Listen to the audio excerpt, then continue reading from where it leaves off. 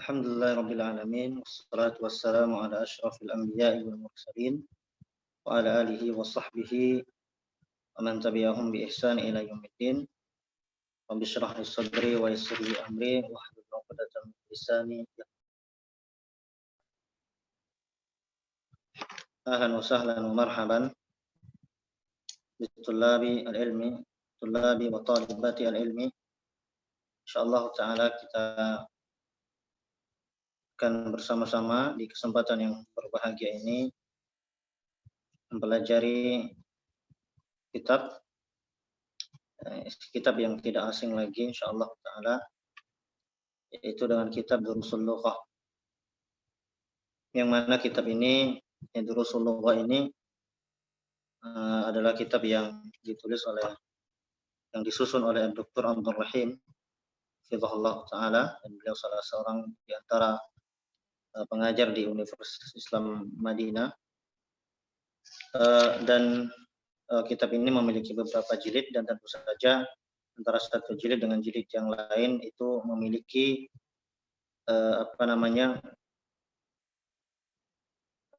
tingkat kesulitan ataupun kemudahan yang berbeda-beda. Ya. Namun sebelum kita memulai pembahasan kita satu persatu, di sini kami ingin menyampaikan di antara hal yang paling penting di dalam mempelajari bahasa Arab. Ketika seorang belajar bahasa Arab, ya, selain niat yang baik, ya, niat yang ikhlas karena Allah Subhanahu wa taala, yaitu dengan continue di dalam mempelajari bahasa Arab. Ya, karena ya di antara hal yang paling terpenting bagi seorang penuntut ilmu di dalam menimba ilmu ya adalah continue. Dan itu juga mempengaruhi kualitas ilmu yang didapatkan.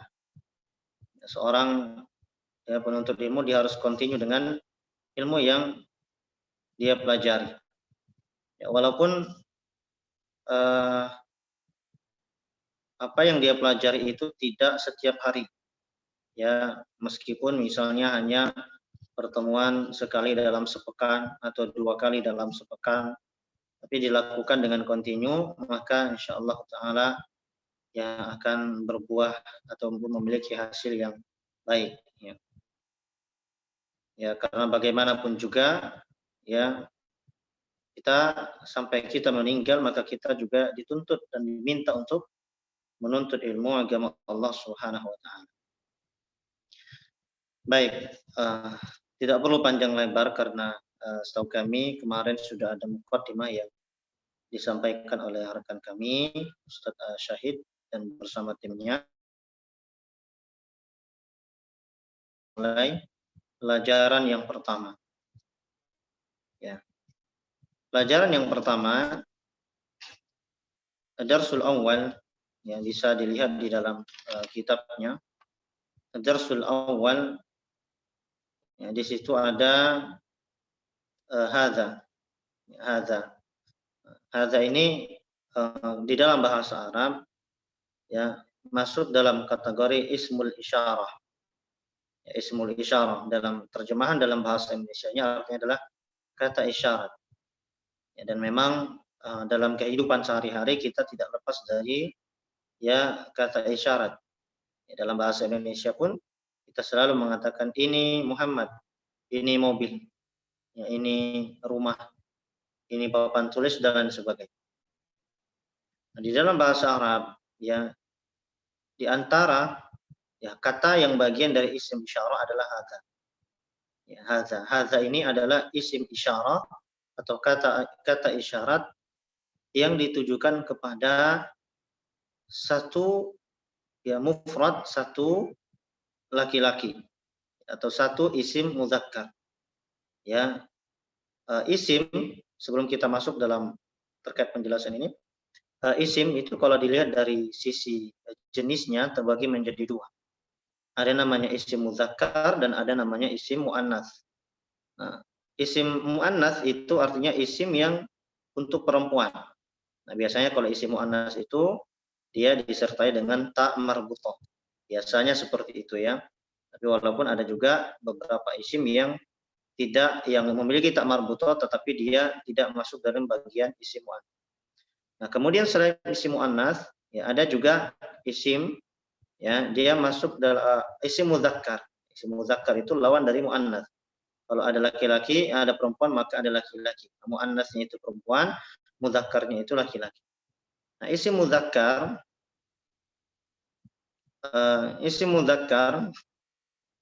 adalah isim yang diperuntukkan kepada laki-laki. Nah, biasanya isim mudzakkar di dalam bahasa Arab itu dia tidak memiliki tak marbutah. Biasanya ya, anak katakan biasanya karena memang ada juga isim yang tidak memiliki tak marbutah akan tetapi dia masuk dalam kategori isim muannats.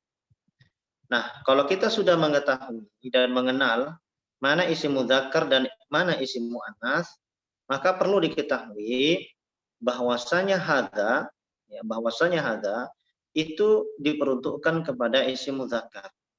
Ya, itu yang pertama, diperuntukkan kepada isim mudzakkar. Kemudian kata yang diisyaratkan dengan hadza, ya dari sisi jumlahnya itu haruslah mufrad. Ya, harus mufrad. Nah, kalau kita kembali lagi ke dalam pembahasan isim berdasarkan jumlahnya, maka ada namanya isim mufrad. Isim mufrad itu adalah isim tunggal. Ya. Kemudian ada isim musanna. Musanna itu berjumlah dua. Misalnya isim musanna itu ditambahkan alif dan nun dari bentuk mufradnya. Kemudian ada namanya isim jamak. Nah, nanti satu persatu ini akan dibahas yang musanna dan juga jamak. Nah, sedangkan hadza di sini adalah diperuntukkan kepada isim yang mufrad satu, ya jumlahnya satu. Nah, ini harus kita pahami. Jadi hadza adalah kata isyarat yang diisyaratkan kepada ya isim mudzakkar dan isim yang mufrad. Isim yang mudzakkar dan isim yang mufrad yang bermakna satu. Nah, bisa kita perhatikan di dalam di dalam contoh atau dalam kitab di situ ada kata hadza baitun. Hadza baitun. Artinya ini adalah rumah. Ya. Kemudian yang kedua hadza masjidun. Ini adalah masjid. Ini adalah masjid. Kemudian hadza babun. Artinya ini adalah pintu. Ya, selanjutnya hadza kitabun. Ya, hadza kitabun. Jelas ya di situ artinya gambarnya ini adalah buku. Ya, kemudian hadza qalamun. Ya, ini adalah pulpen. Ya, pulpen. Kemudian hadza miftahun. Ini adalah miftah. Kunci ya. Ini sekaligus menghafal kosakata ya. Kemudian ada hadza maktabun. Ya, ini adalah meja. Ya, kemudian hadza sarirun. Ini adalah ranjang. Kemudian hadza kursiyun. Ini adalah kursi. Ya. Nah, kita perhatikan di sini sebelum kita masuk ke halaman selanjutnya bahwa kata baitun ya, kemudian masjidun, babun, kitabun, qalamun, miftahun, maktabun, sarirun, kursiyun, itu semuanya adalah isim mudzakkar dan semuanya adalah isim yang bermakna satu, ya mufrad. Jadi ini semoga bisa difahami ya. Nah, bagaimana kalau misalnya pertanyaan bagaimana kalau kita mengisyaratkan kepada isim yang musanna, isim yang bermakna dua, misalnya pulpennya ada dua, ya, kemudian kitabnya ada dua, atau pulpennya banyak. Nah, itu pertanyaan jawabannya itu akan kita temukan nanti insya Allah ada pertemuan selanjutnya. Nah, jadi ini ya, ini harus kita pahami dulu hadza. Kenapa ini pertama kali diajarkan di dalam kitab ini? Tentu saja ya kata isyarat ini memang kalau kita perhatikan dalam kehidupan sehari-hari ya ini kita tidak lepas darinya. Bahkan ketika seorang masih kecil ya masih balita sekalipun ya itu yang pertama kali di antara hal yang pertama kali diajarkan itu adalah kata isyarat. kemudian ini pulpen, nah, kan seperti itu. Nah, dalam hal ini maka diajarkanlah pada pelajaran yang pertama ini tentang kata isyarat menggunakan hadza. Ya. Nah, ingat kemudian yang perlu kita pahami di sini ya hadza baitun. Ya. Itu terjemahnya adalah ini buku, ya, bukan buku ini. Nanti akan kita temukan dalam beberapa pelajaran selanjutnya ada isim atau kata yang terletak setelah hadza, ada yang memiliki alif lam dan ada yang tidak memiliki alif lam. Seperti yang ada di dalam pada halaman pertama ini, ya hadza kitabun, bahwa isim yang terletak setelah hadza yaitu tidak memiliki alif lam. Nah, maka di sini kalimatnya sudah sempurna ya. Hadza kitabun. Kalimatnya sudah sempurna. Ini adalah buku. Ya. Lain halnya kalau isim yang terletak setelah hadza memiliki alif lam. Saya katakan hadzal kitab. Nah, itu artinya kalau kita terjemahkan bukan ini adalah buku lagi, tetapi buku ini. Nah, buku ini kenapa buku ini? Nah, itu belum memiliki belum memiliki belum menjadi sebuah kalimat yang sempurna. Baik, halaman selanjutnya para tulab dan talibat rahimani Allah wa iyyakum ajmain. Kita buka halaman selanjutnya. Di situ ada ada nas ya yang berbentuk seperti percakapan ya. Tapi kita lihat di situ ya mahadza. Ya, mahadza apa ini? Mahadza apa ini? Lihat. Di situ penggunaan isim isyarat yang digunakan di dalam bentuk pertanyaan. Ya, di situ kata isyarat hadza digunakan dalam bentuk pertanyaan. Karena memang biasanya dalam bahasa Indonesia juga seperti itu ya. Apa ini? Ya, apa itu? Siapa ini? Siapa itu? Kan begitu. Nah, kemudian sebelum kita lanjutkan dalam di situ nas hiwar di situ, perlu diketahui bahwasanya pertanyaan yang menggunakan hadza, ya, itu biasanya ya sesuatu yang ditanyakan itu adalah benda mati. Sesuatu yang ditanyakan itu adalah benda mati, bukan sesuatu yang berakal. Ya. Maka kita lihat di situ, ma hadza.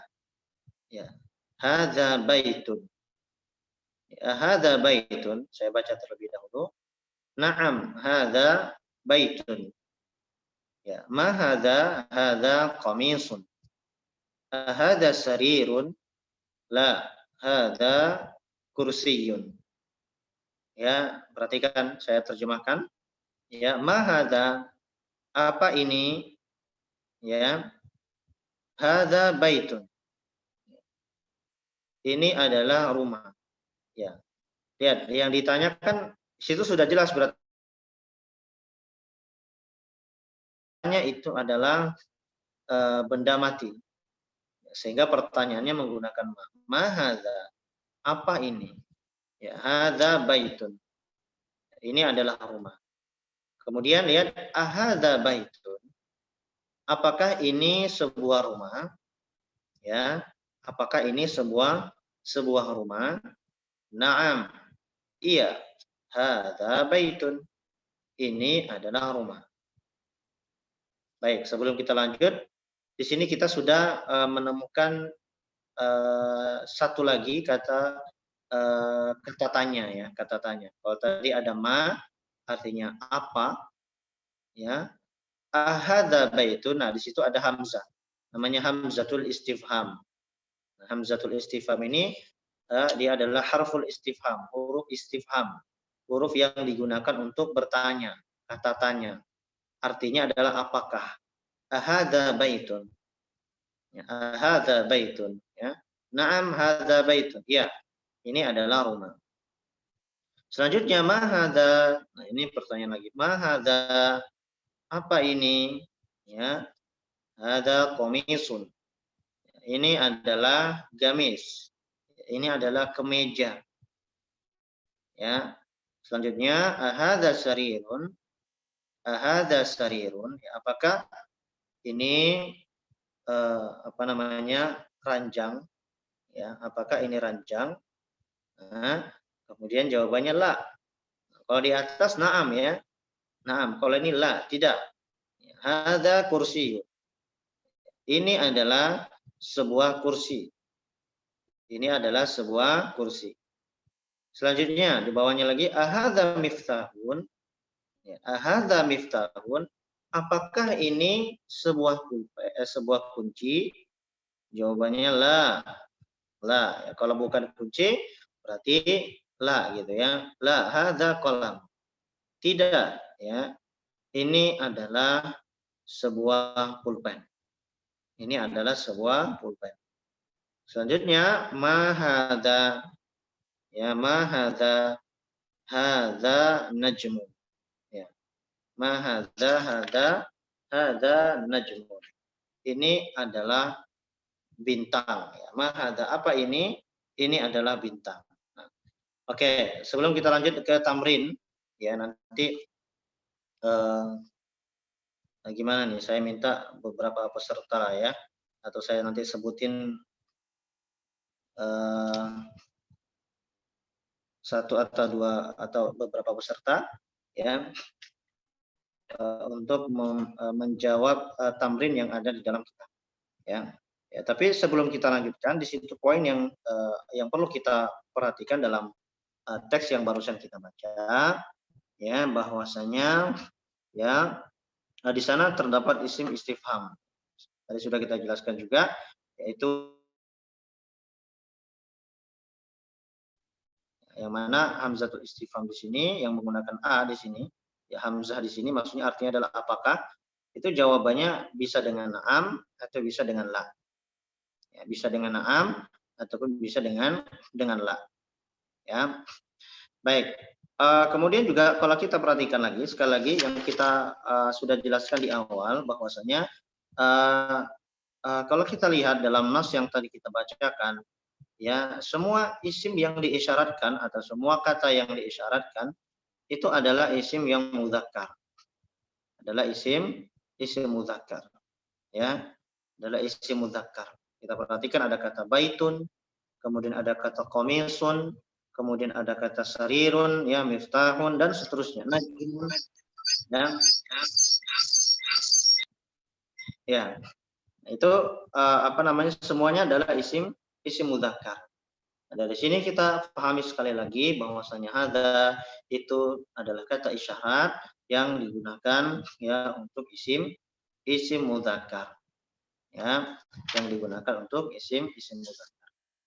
Ya, baik. Sebelum kita melanjutkan lagi, ya di sini kami juga sangat menganjurkan ya sebelum kita masuk dalam pembahasan yang lebih jauh lagi, kita harapkan juga dari para peserta untuk juga menghafal kosakata baru, ya, untuk menghafal kosakata baru.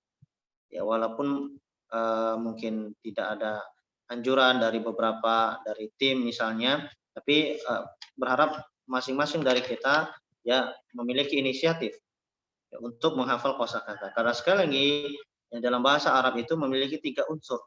Ya, 3 unsur bahasa Arab yang sangat perlu diperhatikan oleh seorang penuntut ilmu yang sedang mempelajari bahasa Arab. Yaitu unsur suara, as-sautu, suara di sini artinya adalah suara yang diucapkan, huruf-huruf yang diucapkan. Ya, ini penting mempelajari. Nah, biasanya kalau kita belajar tahsin Al-Quran, ya, tahsin tajwid, kita akan mempelajari tentang makharijul huruf. Nah, itu mudah insya Allah. Kemudian yang kedua, ya, di antara unsur bahasa Arab adalah at-tarakib an-nahwiyah atau at-tarakib kita katakan atau kita sebut dalam kaidah dengan artinya adalah kaidah-kaidah bahasa Arab seperti nahwu dan sharaf. Ya. Kemudian unsur yang ketiga yang juga paling penting adalah al-mufradat, kosakata. Ini selalu saya jelaskan dan sebutkan di dalam kajian-kajian kami yang berkaitan tentang bahasa Arab. Ya, selalu kita ingatkan untuk terus menghafal kosakata. Ya, sebelum masuk dalam pembahasan yang lebih jauh lagi. Kenapa demikian? Karena kebanyakan para penuntut ilmu yang sedang mempelajari bahasa Arab, mereka hanya fokus dengan belajar kaidah saja. Ini adalah suatu kesalahan yang yang kekeliruan yang harus kita luruskan. Ya, hanya mempelajari kata itu adalah sesuatu yang juga tidak kalah penting dibandingkan dengan kaidah-kaidah bahasa Arab. Berbeda kalau seorang itu adalah orang Arab. Kalau orang Arab sudah jelas ya, sudah memahami apa yang mereka ucapkan meskipun di dalam kaidah juga mereka harus belajar. Ya. Tapi kita yang orang non Arab ini ya, kita butuh dengan mufradat, dengan kosakata. Maka sering saya ucapkan di dalam majelis saya ya setebal ataupun berjilid-jilid buku sekalipun ya buku kaidah bahasa Arab kita pelajari, tapi kalau kita tidak menghafal kosakata, kita tidak memiliki pembenaran kosakata yang banyak, maka kita sama halnya dengan orang yang bisu. Dia ingin berbicara tetapi dia tidak mampu. Ya, maka inisiatiflah masing-masing dari kita ya setiap harinya paling tidak 5 kosakata. Ya, kalau tidak bisa 10 ataupun 20. Ya, sama dulu kita juga dalam belajar bahasa Arab, ya awal-awal kita belajar bahasa Arab dan sampai sekarang kita pun masih juga mempelajari bahasa Arab tentu saja. Ya, di antara ikhtiar kami ya di dalam belajar itu adalah menghafal kosakata. Dalam satu hari itu sekitar minimal 5 kosakata. Ya, karena memang dulu lingkungannya di pesantren ya. Jadi sebelum tidur ya kita hafalin kosakata, kita punya buku catatan kecil, kita tulis setiap hari kosakata 5. Itu kita hafalkan. Nah, bagi teman-teman yang memiliki kamus, ya silakan dihafalkan kosakata-kosakata. Kamus kecil misalnya, itu di setiap hari kalau bisa 5 kosakata yang minimalnya. Nah, demikian juga dengan dari kitab-kitab yang akan kita pelajari ini. Ya, di situ tentu saja ada kosakata-kosakata yang baru ya, maka dihafalkan ya dikumpulkan kemudian dihafalkan. Baik, selanjutnya para jamaah rahimani Allah wa iyyakum ajmain, di sini ada beberapa tamrinat ya, ada beberapa latihan-latihan yang tentu di situ saya butuh ya keikutsertaan antum dan antunna ya, tapi di sini ana meminta kepada ikhwan saja dulu ya untuk menjawab pertanyaan-pertanyaan yang ada. Di situ ada tamrin pertama ya. Pertanyaannya adalah mahadza. Nah, apa ini? Nah, itu silakan dijawab dengan bantuan gambar ya, dengan bantuan gambar. Baik. Silakan bagi admin, saya minta admin silakan tunjuk salah satu di antara peserta.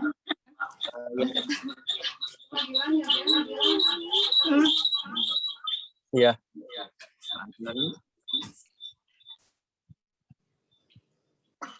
Nah,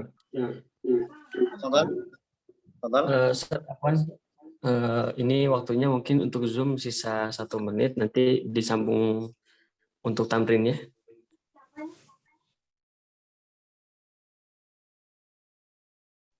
Oke, atau gini sajalah,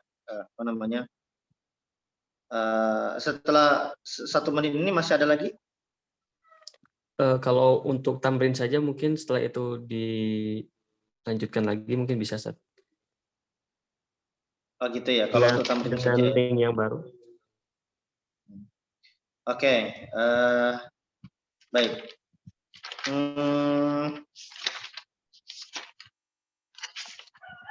Sebentar.